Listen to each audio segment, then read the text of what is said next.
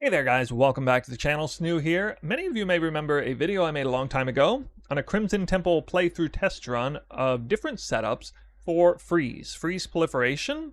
And basically I was testing the brand new at the time Forbidden Flame Flesh Jewel combo Fury of Nature versus Blast Freeze versus nothing at all. And I used Herald of Ice as a visual cue, and a lot of you really praised that video because it was great being able to see a visual representation of the quality of life or power difference in Freeze. Now, I believe that was on a Deadeye at the time, and obviously the content was a little bit easier, and so it wasn't terribly difficult to freeze enemies in that setting.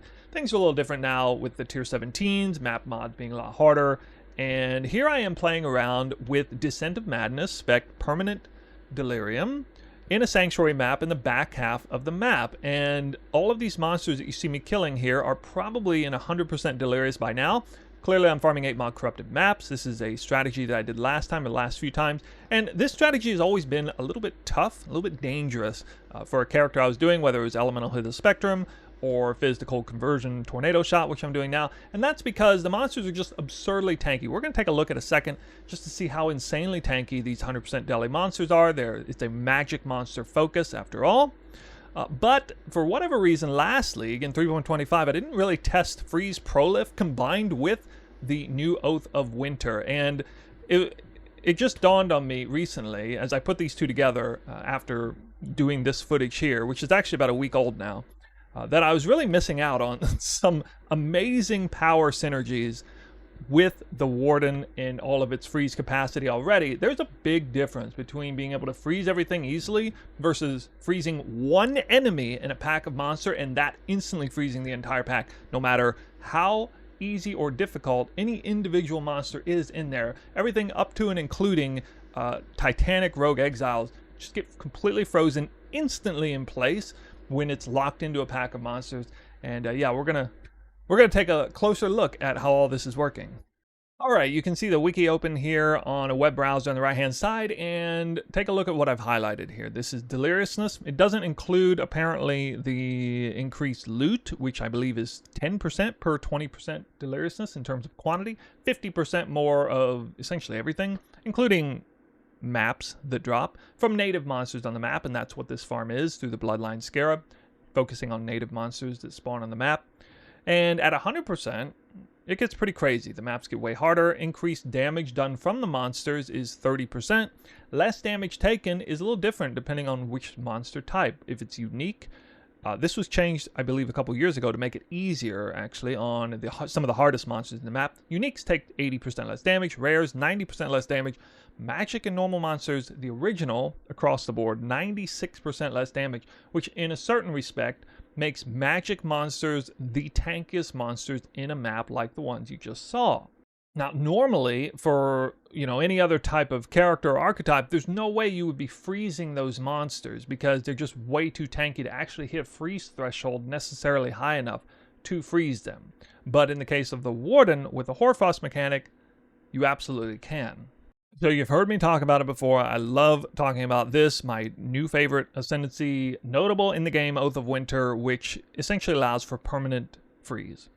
Now, back in 3.25, I kind of thought that this was overpowered enough and that there was no real reason to combine this with Proliferation. Well, I wised up a bit now that I'm doing much harder content, whether it's Rogue Exiles, Titanic, or what you're seeing here in the background earlier, which is 100% deli, magic farming, 96% less damage taken, being able to lock down an entire pack of monsters the second you shoot any arrows into them is pretty insane. So when you combine Hoarfrost with Blast Freeze, in a lot of scenarios it's total overkill, but for some of these really harder maps, it is a godsend, and it just makes it way safer, just exponentially safer. I mean, so safe my Mercenary is never even threatened.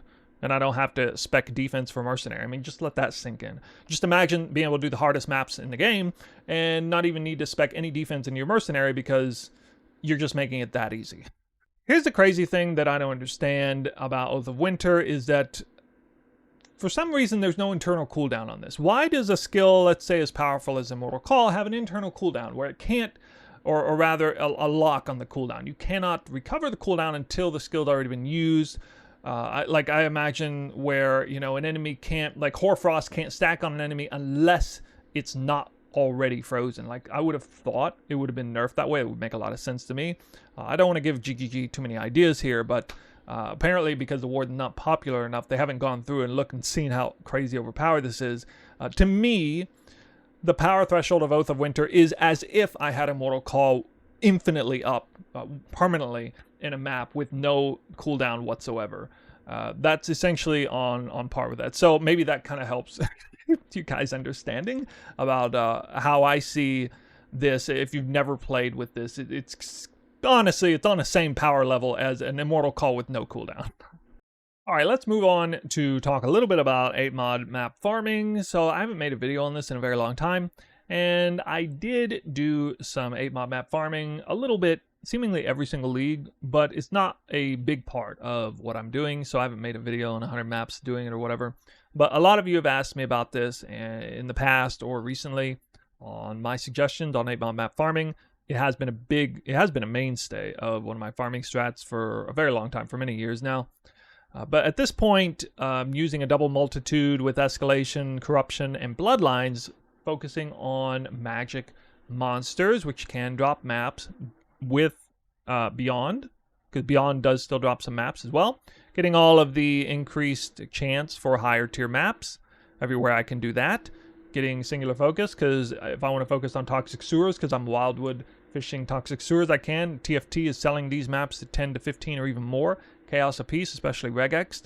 So that's really exciting for those of you who are looking to make a bunch of currency. Increased effect of increased effect modifiers on maps, and forcing a Delirium mirror permanently with Descent into Madness, like I mentioned earlier. And Eater of Worlds in case I get map dupes or quantity or what have you.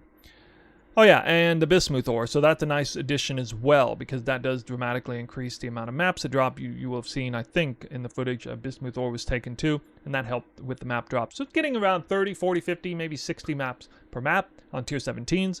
And in tier 16.5s are a little bit of a wild card, typically got less because there's lower density. Unless I got really good petals, something like converts all of the drops into one type and then, you know, score a really big hit. There was one point where I dropped like 30 maps off one monster when I was doing this in tier 16.5, but I think that was kind of lucky to do that. But anyway, this is a pretty nice variation of an 8-mod map farm. It's not the only thing that exists out there, and I would love it if you contributed on the comment section a good strat that works for you. By all means, go ahead and post a link to a max roll link, whatever strat you're using. That's great to share that in the community, because I'll be honest, I'm a little bit out of the loop on what the go-to 8-mod map farms are nowadays. While I was very much on the forefront of this in leagues gone past, nowadays I'm just kind of riding the wave of what I've already known to work well and haven't explored too many brand new options. So yeah, please share any other insights you might have for great 8-mod map farming strats and how many maps you're typically getting. All right, well, in conclusion, let's give you just a little bit of footage of those rogue exiles getting utterly locked down the second they spawn. I talked about this throughout the video. Might as well show you some footage of that. No delirium animation freeze coming into play, just the monsters getting hit and monsters nearby getting frozen, thereby freezing everything basically within half a screen's width, especially with dying sunup. It's been an absolute godsend for some of the hardest content in the game. You've heard me talk a lot about freeze and how powerful it is, you know, at league start, how enabling it is, you know, when you don't have very much gear. But this is what it looks like on a very high budget character, a very well built Warden, doing some of the hardest content in the game, whether it's 96% reduced damage taken magic monsters or just absolutely crazy tripping fast rogue exiles. Neither scenario the monsters have any chance to really do anything, and this is what has enabled me to break into some of this really brutally hard content without needing, you know, an ES trickster to do so, or something to that effect. So while it may not be as valuable of a video as that original Freeze Prolif video was back in the day, hopefully this is pretty cool 2-in-1 8-mod map farming strategy that I've been using, just kind of revisiting that, as well as revisiting Oath of Winter, the freeze, and then the addition of Blast Freeze and what this is doing in the late game, how it's enabling me to do stuff. And maybe you can take something away from this as well. Maybe it'll convince you that you'd like to give Warden a try, or maybe you're already doing Warden, haven't tried Proliferation Freeze with Oath of Winter yet. At any rate, this is, you know, part of the journey for this character. This is what I've been up to lately. And yeah, I just figured I'd give you a video and let you see what it is. thank you guys for watching, and look forward to more tech-related, more farming-related videos coming in the near future. I think I will talk about my mercenary next, actually. I really need to get around to doing that. Yeah. So look forward to that video. Probably next.